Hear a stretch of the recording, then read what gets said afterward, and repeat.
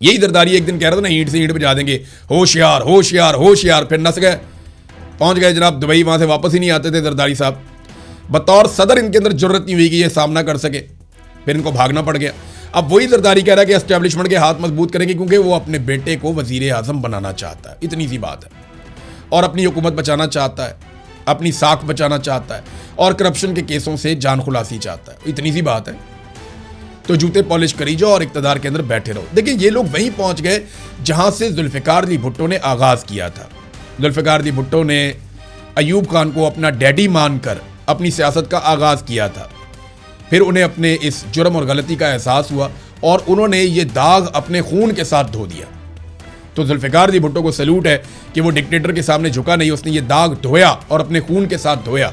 बेनज़ीर भुट्टो ने भी शहादत दी और वो एंटी एस्टेब्लिशमेंट रही, लेकिन बाद में एस्टेब्लिशमेंट ने जरदारियों के जरिए से पीपल्स पार्टी पे कब्जा कर लिया।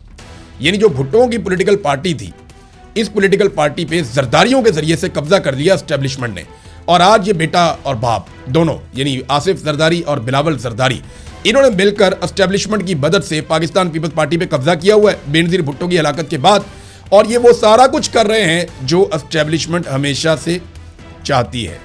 नाज़रीन, एक और ये खबर तो नहीं है, लेकिन ये कुछ लोग तबसरा कर रहे हैं, तो मैं इस पर एक चीज़ सामने आपको रख दूँ। एक इश्तिहार चलाया जा रहा है पाकिस्तान की मीडिया पे कि हमारे फौजी भाई खड़े हुए हैं बॉर्डर पे झंडे लेकर। ये शायद ISPR ने बनाया है और एक छोटी सी नज़म है, वो पढ़ते हैं जनाब कि तुम अपने घरों में ईद मनाओ और हम बॉर्डर पे खड़े हैं। बहुत अच्छी बात है, आप अपनी ड्यूटी कर रहे हैं, लेकिन ये हमारी फ़ौज को ये स्टेटमेंट देना क्यों पड़ता है, ये इस तरह की चीज़ें बनानी क्यों पड़ती हैं कि हम बॉर्डर पे खड़े हैं तुम घर में सो रहे हो, हम बॉर्डर पे खड़े हैं तुम ईद मना रहे हो, हम बॉर्डर पे खड़े हैं तुम शबरात मना रहे हो।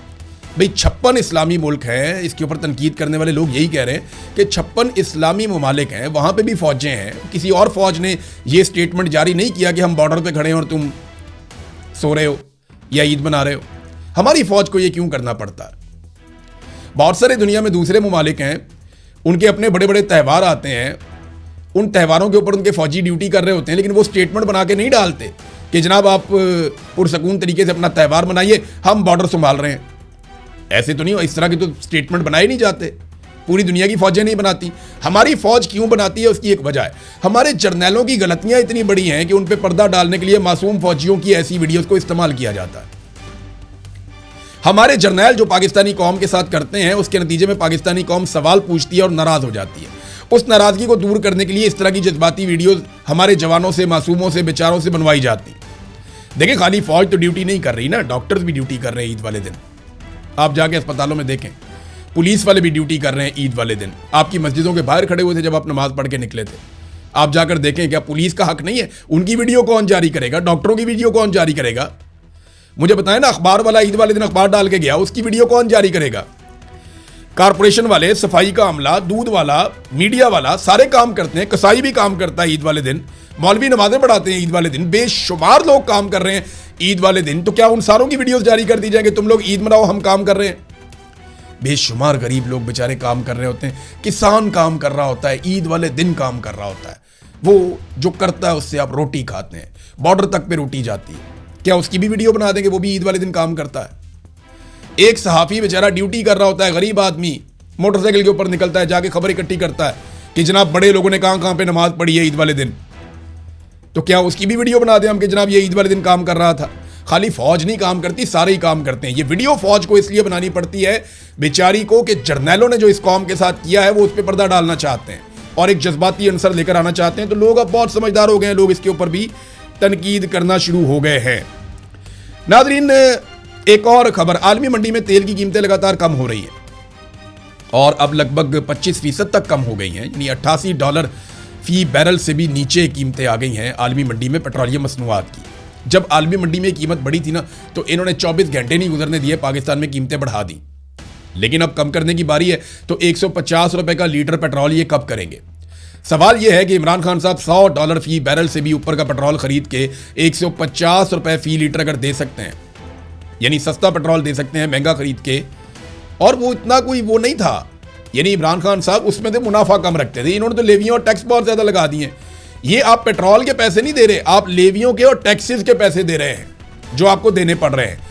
तो जनाब, आलमी मंडी में जो तेल की कीमत है वो गिरने के बावजूद पाकिस्तान में कम नहीं की जा रही। अब कम करें ना पाकिस्तान में, जैसे बढ़ाई थी बहुत तेजी से, वैसे ही कम भी करो उसी तेजी से, लेकिन कम नहीं करते ये।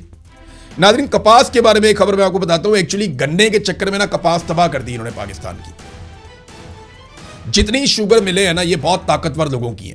ये लोग सिर्फ 3 महीने काम करते हैं सर्दियों के सीजन में, ये क्रशिंग के सीजन में काम करते हैं, बेशुमार चीनी प्रोड्यूस करते हैं, बाहर भेज के पैसा कमाते हैं, पाकिस्तान में बेच के पैसा कमाते हैं, और ये इतना पैसा बना लेते हैं कि पूरा साल इन्हें समझ ही नहीं आती कि ये पैसा खर्च कहां पे करें, और किसान का इस्तेहसाल करते हैं। गन्ना जब तक सूख के बिल्कुल हल्का नहीं हो जाता तब तक ये उसको खरीदते नहीं है वजन के हिसाब से। ये ऐसे जालिम लोग हैं। तो जहां पे कपास लगती थी ना, वहां पे पानी इस्तेमाल किया गया, वसाइल इस्तेमाल किए गए, और वहां पे कपास की जगह पे गन्ना लगा दिया गया।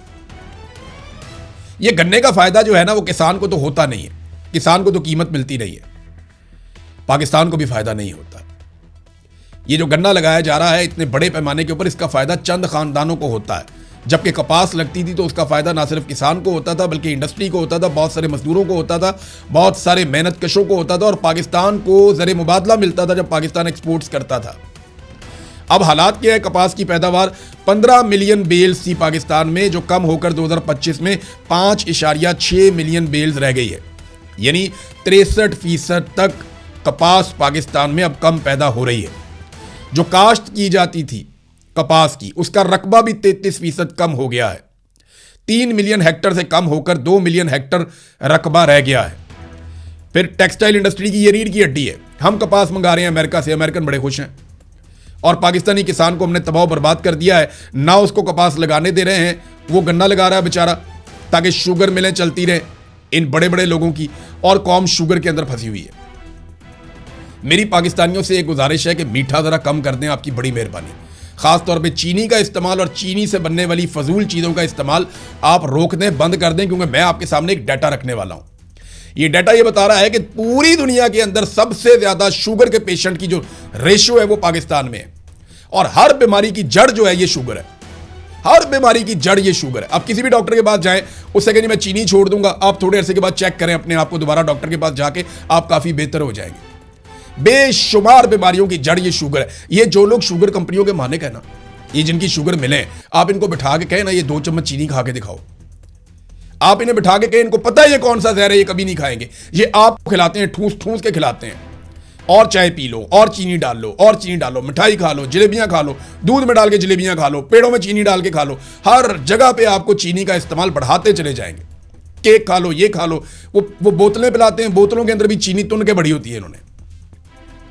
ये शुगर खिला खिला के पूरी कौम को शुगर का पेशेंट बना दिया। हालात ये है कि पाकिस्तान दुनिया में पहला मुल्क बन गया, पहले नंबर पे, जहां पे शुगर के पेशेंट सबसे ज्यादा, लगभग 30.8% बताए जा रहे हैं, कोई 31% का डाटा भी है।